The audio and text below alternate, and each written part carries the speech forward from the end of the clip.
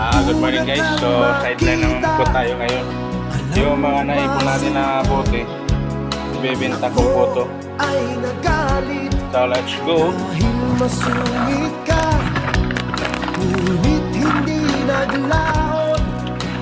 Punta muna tayo doon sa ano, kita, sa marunong ka rin naman palang tumawa. so ito na kami. Okay. Ibebenta ko po to yung bote ko. Magkanong kilo? Ako'y nangangamba.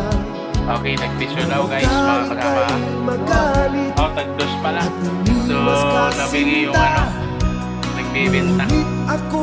Ayun guys, tagdos yung bininta ko na ano. Pinakita, hindi ka naman pala totoong sukla.